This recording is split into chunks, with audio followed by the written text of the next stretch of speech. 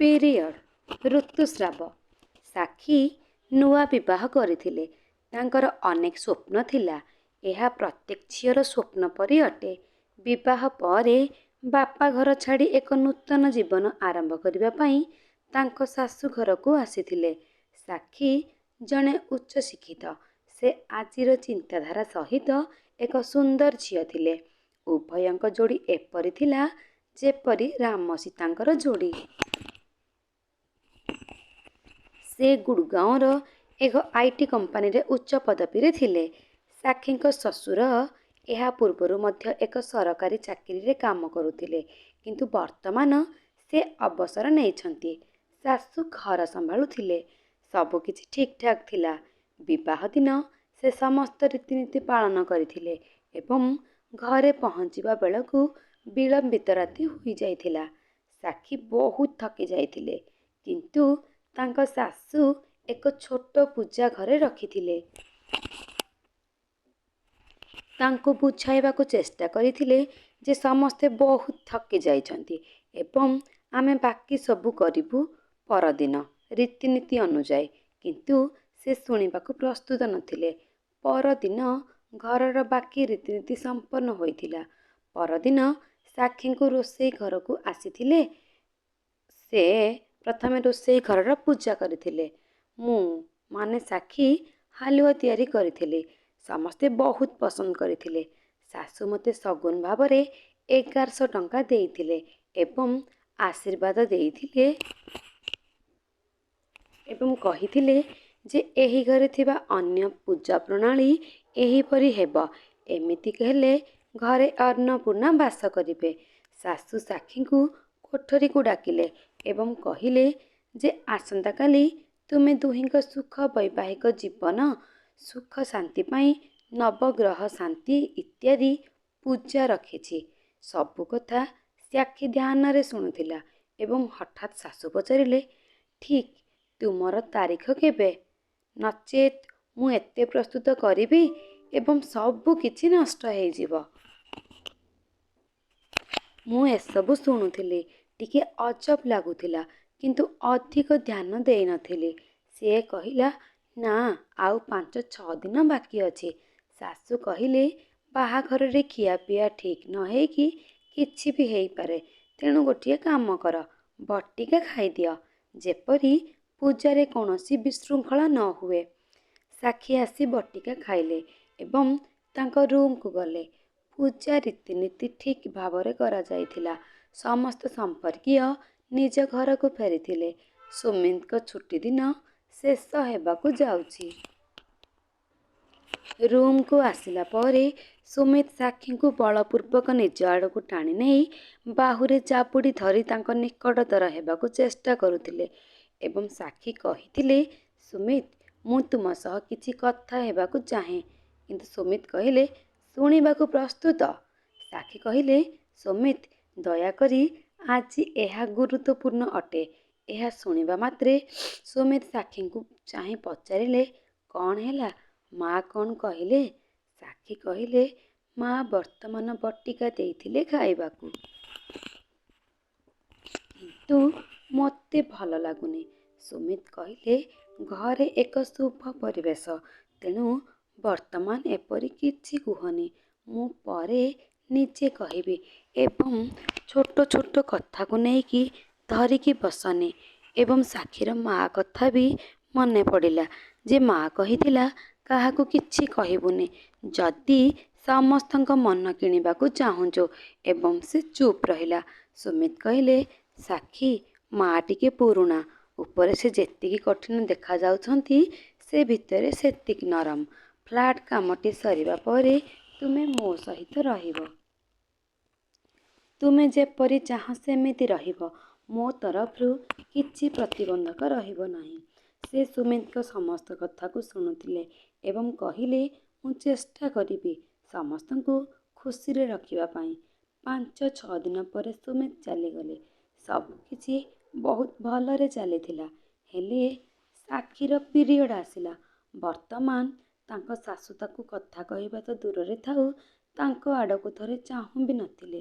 ଏପରିକି ସୁମିତ ସହ କଥା ହୁଅନ୍ତୁ ସେ ଚାହାନ୍ତି ନାହିଁ। ତାଙ୍କୁ ଦେଖିବା ପାଇଁ ମଧ୍ୟ ଦିଅନ୍ତି ନାହିଁ। ସାକ୍ଷୀ କିନ୍ତୁ ଏଥିପାଇଁ ପ୍ରସ୍ତୁତ ନଥିଲେ ଏବଂ ଶାଶୁ ତାଙ୍କୁ ଷ୍ଟୋର ରୁମ୍ରେ ରହିବାକୁ କହିଥିଲେ ଏବଂ ତାଙ୍କ ଖାଦ୍ୟ ପାଣି ସବୁ ସେଠାରେ ଥିଲା। କୌଣସି ପ୍ରକାରେ ସାକ୍ଷୀ 4-5 ଦିନ ପରେ ତାଙ୍କ ବେଡରୁମ୍କୁ ଆସିଲେ ଏବଂ ପିରିୟଡ଼ ଆସିଲେ ତାଙ୍କ ମାଆଙ୍କ ପାଖକୁ ଯିବା ପାଇଁ ଭାବିଛନ୍ତି। ସାକ୍ଷୀ ଆଉ ତାଙ୍କ ଶାଶୁ ହଁ କହିଛନ୍ତି ଏବଂ କହିଲେ, ଏହା ସତ୍ୟ ଯେ ବର୍ତ୍ତମାନ ଘର ମଧ୍ୟ ଅପବିତ୍ର ହେବ ନାହିଁ ଏବଂ ଛୁଆଁଛୁତି କାରଣରୁ ମୋତେ ବାରମ୍ବାର ଘର ସଫା କାର୍ଯ୍ୟ କରିବାକୁ ପଡ଼ିବନି। ଲୋକମାନେ କୁହନ୍ତି ଯେ ଏସବୁ ଭଗବାନଙ୍କ ପାଇଁ ଗ୍ରହଣୀୟ ନୁହେଁ। ତେବେ ଫୁଲ କିପରି ଭଗବାନଙ୍କ ନିକଟକୁ ଯାଇପାରିବ ଏବଂ ଫୁଲଗୁଡ଼ିକ ଭଗବାନଙ୍କ ନିକଟକୁ ଆସିବା ପରେ ଗୋଟିଏ ଗଛ ଫଳ ଦେଇଥାଏ। ଏହା ମହିଳାଙ୍କ ଶରୀର ସହିତ ସମାନ ଅଟେ। ଗର୍ଭ ଧାରଣ କରିବା ପାଇଁ ତ ମାସିକ ଧର୍ମ ଜରୁରୀ। ଏହା ବିନା ତ ଜଣେ ମଣିଷ ଭାବରେ ଜନ୍ମ ହୋଇପାରିବ ନାହିଁ। ମୁଁ କାହିଁକି ଏତେ ଚିନ୍ତା କରୁଛି ଜାଣିନାହିଁ। ମୋତେ ତ କେବଳ 4-5 ମାସ ରହିବାର ଅଛି। ଏହା କହି ସେ ନିଜକୁ ସାନ୍ତ୍ୱନା ଦେଲା। କିଛି ଦିନ ପରେ ପୁଣି ସେଇ ମାସିକ ଧର୍ମ। ପର୍ବ ସମୟରେ ବେଳେବେଳେ କିଛି ପୂଜା, ବେଳେବେଳେ ଏହିପରି କିଛି। ସାକ୍ଷୀ ଏହିପରି କିଛି ବଟିକା ଖାଇବାକୁ କୁହାଯିବ ଏବଂ ଘରେ କୌଣସି ଝଗଡ଼ା ନେ ହେଉ ସେ ସେଗୁଡ଼ିକୁ ଖାଇଦିଏ। ତା'ର ଓଜନ ବଢ଼ିବାକୁ ଲାଗିଲା ଏବଂ ସେ ଜାଣି ପାରୁନଥିଲା ଯେ କ'ଣ ହେଉଛି। ଖାଦ୍ୟ ମଧ୍ୟ ସୀମା ମଧ୍ୟରେ ଥିଲା। ସେ ଠିକ୍ ସମୟରେ ବ୍ୟାୟାମ ବି କରୁଥିଲା। ସେ ବହୁତ ଚିଡ଼ିଚିଡ଼ା ହୋଇଯାଉଥିଲା ଏବଂ ଶାରୀରିକ ଏବଂ ମାନସିକ ଚାପ ମଧ୍ୟ ରହୁଥିଲା। କିନ୍ତୁ ସୁମିତ ପାଖକୁ ଗଲେ ସବୁକିଛି ଠିକ୍ ହେବ ବୋଲି ଭାବି ସେ ଖୁସି ହୋଇଯାଉଥିଲା। ପୁରା ବର୍ଷ ବିତିଗଲାଣି। ବର୍ତ୍ତମାନ ସେ ସୁମିତଙ୍କ ସହ ଫ୍ଲାଟରେ ରହୁଛି। ସେ ତାଙ୍କ ଫ୍ଲାଟରେ ବାସ କରିବା ଆରମ୍ଭ କଲେ। ତାଙ୍କ ଇଚ୍ଛା ଅନୁସାରେ ସବୁକିଛି ଠିକ୍ ଚାଲିଥିଲା। ବେଳେବେଳେ ତାଙ୍କ ଶାଶୁ ଫୋନ୍ କରନ୍ତି, ଆଜିର ଏ ପୂଜା ଅଛି, ଯଦି ଡେଟ୍ ଅଛି ତାପରେ ବଟିକା ଖାଇନିଅ। ସୁମିତ ବି କିଛି କହିପାରନ୍ତିନି। ଏବେ ସେ ବ୍ୟସ୍ତ ହେଇଗଲାଣି ନିଜ ଶରୀରକୁ ନେଇକି।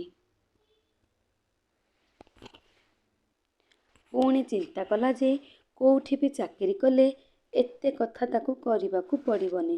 ଯେହେତୁ ସେ ଛୁଟି ପାଇପାରିବ ନାହିଁ ଏବଂ ବାରମ୍ବାର ବଟିକା ଖାଇବାକୁ ପଡ଼ିବ ନାହିଁ। ସେହିଭଳି ଛୁଟି ଦିନରେ ଉଭୟ ଘରକୁ ଯାଇଥିଲେ। ସମସ୍ତ ସମ୍ପର୍କୀୟ ମଧ୍ୟ ଉପସ୍ଥିତ ଥିଲେ। ତାପରେ ସୁମିତଙ୍କ ପିଉସୀ କହିଥିଲେ, ବୋହୂ, ଆମେ ଜାଣୁ ଯେ ତୁମେ ଉଭୟ ଆଜିର ନୂଆ ଚିନ୍ତାଧାରାର ମଣିଷ, କିନ୍ତୁ ବିବାହର 3 ବର୍ଷ ହୋଇସାରିଛି। ତୁମେ ପିଲା ବିଷୟରେ ଚିନ୍ତା କରିଛ ନା ତୁମକୁ ଅଧିକ ସମୟ ଦରକାର? ଭାଉଜ ତ ଭଗବାନଙ୍କ ପଛରେ ହାତ ଧୋଇ ପଡ଼ିଛନ୍ତି, କିନ୍ତୁ ଲାଗୁନି ତ ସେ ଯେ କୌଣସି ଭଲ ଖବର ପାଇବେ ଏତେ ଜଲ୍ଦି। ଏବଂ ସମସ୍ତେ ହସିବାକୁ ଲାଗିଲେ। କିନ୍ତୁ ସାକ୍ଷୀ ଏହି କଥାକୁ କାନିରେ ଗଣ୍ଠି ପକାଇଲା ପରି ରଖିଲେ ଏବଂ ରୁମ୍କୁ ଆସିଲେ। ସେ ସୁମିତଙ୍କୁ କହିବା ଆରମ୍ଭ କରିଦେଇଥିଲେ। ସୁମିତ କହିଲେ, ତୁମେ କାହିଁକି ଚିନ୍ତା କରୁଛ? ଆମେ ଏପର୍ଯ୍ୟନ୍ତ ବୁଢ଼ାବୁଢ଼ୀ ହେଇଯାଇନେ। ଆମେ ଯିବା ଏବଂ ଜଣେ ଭଲ ଡାକ୍ତରଙ୍କୁ ଦେଖା କରିବା ଏବଂ ଚିକିତ୍ସା କରିବା। 2 ଦିନ ପରେ ସେ ଏକ ଭଲ ଗାଇନାକୋଲୋଜିଷ୍ଟ ପାଖକୁ ଗଲେ। ତାଙ୍କ ଡାକ୍ତର ତାଙ୍କୁ ବସିବାକୁ କହିଥିଲେ। ସେ ମୋତେ ସମସ୍ତ କଥା ବିସ୍ତୃତ ଭାବରେ କହିବାକୁ କହିଥିଲେ। ଏହି ସମୟରେ ଡାକ୍ତର କହିଥିଲେ, ସର୍ବପ୍ରଥମେ ସାକ୍ଷୀ, ମୋତେ କୁହ, ପ୍ରତି ମାସରେ ତମର ପିରିୟଡ଼ ଠିକ୍ ସମୟରେ ହେଉଛି କି ନାହିଁ? କିଛି ଅସୁବିଧା ହୁଏ କି? ସାକ୍ଷୀ କହିଛନ୍ତି ଯେ ଯଦି ଆବଶ୍ୟକ ହୁଏ ତେବେ ତାଙ୍କୁ ପିରିୟଡ଼ ରୋକିବା ପାଇଁ ବଟିକା ଖାଇବାକୁ ପଡ଼େ। ଡାକ୍ତର ରାଗିକି କହିଲେ, କ'ଣ ଲାଭ ତମ ପାଠପଢ଼ାର, ଶିକ୍ଷିତ ହେବାର?